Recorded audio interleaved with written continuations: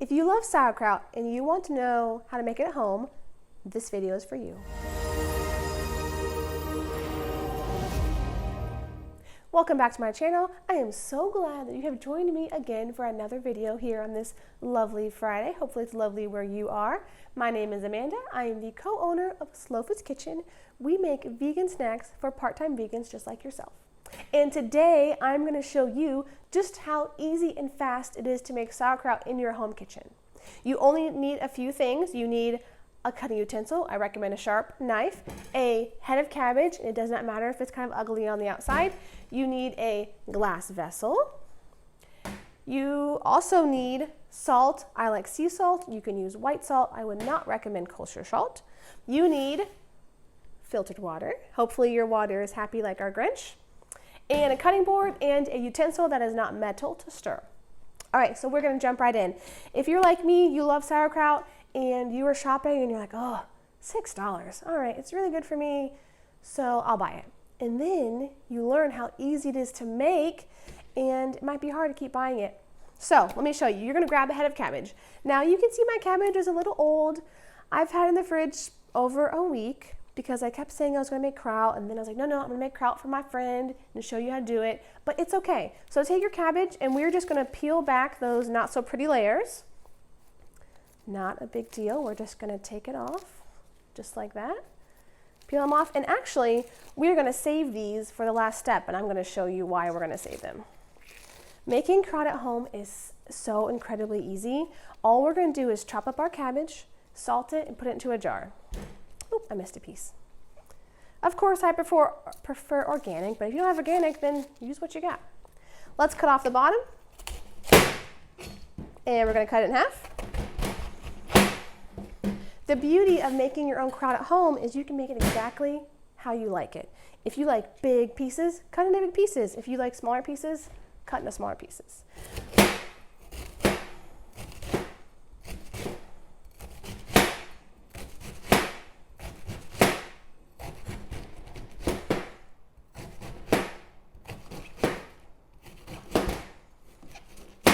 So we're going to cut it lengthwise. I did about ½ inch. I could go a little bit smaller, but that's okay. And we're going to cut it the other direction. Give it just, what the heck, one more. All right. Now I am going to do this whole cabbage, but we're going to put that aside for now. So we have two options. Option number one, what I've already done here is I cut half a cabbage and I sprinkled about 2 teaspoons of salt on it. And what this does is it pulls out the moisture from the cabbage, which is what you need to ferment it. So it's been sitting only about 10 minutes and the moisture is already starting to come out. So we are going to start, we'll put this to the side. We'll start with this jar. All right, so we're going to take a vessel. I do recommend glass. I suppose you could use plastic. Wouldn't recommend it. I would also recommend a metal jar. Glass mason jars are my favorite. So we're going to pour in some water. And so the basic process of fermentation when it comes to cabbage is the bacteria on the outside of the food, in this example the cabbage, is going to submerge under our salty water, and the bacteria is going to do its thing and ferment the cabbage. To make this process successful, we need salty water. My awesome friend Ashley, the fermented vegan, I will tag her below, gave me a really easy tip. Make your water brine salty like the ocean. So that's all we're going to do. I put in a big teaspoon into some water. Salty, but we need like ocean. So I notice it takes about a tablespoon of salt for a jar of cabbage. So let's put just a little bit more. We're going to stir it up. Stir, stir, stir. All right, and of course, I will put the recipe below and all of my links below and all the resources. And if you still have questions, let me know. Okay, salty like the sea. It's a little salty, so I'll probably add some water. So we are going to put our cabbage in here. And I probably should have put the cabbage in first, but the great thing about kraut is we're not gonna mess it up. It's not a big deal. But I'll show you the reverse step next. Now, depending on how you like your kraut, maybe you want it really mashed down and get to be soft. I like kind of crunchy, so I'm not gonna over mash this. So I did grab my handy dandy masher, mortar and pestle, And we're just going to push the cabbage down into the water, make sure it's submerged, get it compacted a little bit, and we're going to keep going. And we're going to, well, I should be able to get this half a cabbage in here, but again, if not, that's why I brought extra jars, because I knew I probably would not have enough. So we're going to give it some more mashes, push it down. Let's put a little more cabbage in here. Of course, I forgot to bring out my coffee filters, but I will show you another way to keep this good to go. So that's it. That's it. We just made sauerkraut, just like that. So the most important thing is that this is going to sit out on your counter for about 10 days. It could go 14 or longer. Give it a taste. If it's crunchy how you like it, put it in the fridge and you have sauerkraut. That's it. But let me give you some more tips for success here. We must keep the kraut below the surface level of the water. If the kraut is above the water level, that's when you'll see bacteria and mold. If you see that, it's not, I would sadly pour it out. But we're going to keep that from happening with two things: salty like the sea, brine water, and keeping our cabbage below the surface. So you can see here, I'll also give you a close-up next of how the cabbage is floating to the top. So we have a couple options. We can take these old cabbage leaves from the outside that we saved, and you can push them down onto the top here, and that's going to keep your kraut below the water level. One of my favorite ways to do it is to just use a weight, a glass weight, and you could find these. I'll link these below. It's just a fermenting weight, and we're going to drop it in there. I'm going to go ahead and drop it in there. And this is going to keep our cabbage below the surface of the water. And we're going to put a lid on it, and that's it.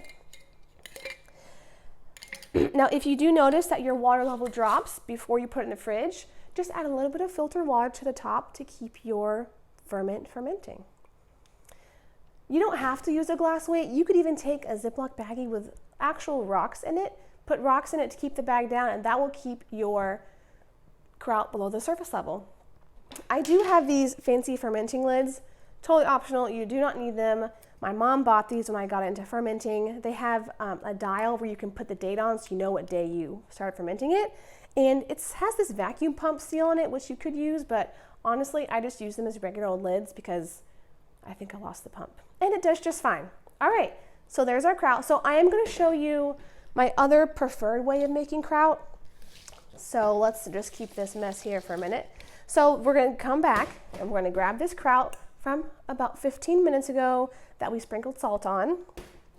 Well, maybe not ideally, but I love this way because it's so easy. You can cut up your cabbage, sprinkle about 2 teaspoons of salt, and then walk away for an hour, come back, and it's ready. It takes no babysitting. So we are going to get our kraut into here. We're just going to put it in, no water. We've got our, well, it's not kraut yet, it's just salty cabbage. Salty cabbage we're going to put in. I didn't bring a towel either. That's okay. So what we're going to do now is we are going to mash with more purpose. So we are going to push down onto the cabbage. Now what's happening is because I salted the cabbage, the salt is drawing out the moisture. So instead of adding water to make a brine, we're going to make a brine just from our cabbage. So now this does work out more successfully if you let the salt sit for longer because there is more water that can be pulled from your cabbage. So we're just going to mash it down, add in more cabbage. More cabbage. You can also get a little bit more in the jar this way, I've noticed, because it's a little bit easier to mash down. This is great. So let me know how you're going to use your kraut. Are you going to put it on a sausage? Are you going to eat it out of the jar? Are you going to put it on your salad? Let me know. And if you found this video useful, please like it. It really does help out my channel. Please subscribe. That also is very helpful for my channel. Plus, I know that you love the videos and want to see more. All right, so we are just going to keep going. Mash, mash, mash, mash, mash, mash. So now if I were to keep going, there would actually be enough brine just from the cabbage to cover up our cabbage. And there is some, it is in the bowl, it's been soaking out, so you can see I added no water to this bowl, only salt, and we're getting our brine out. All right. Again, if I had let this sit longer, I would already have briny water on my cabbage. So we're just gonna stick this all in here.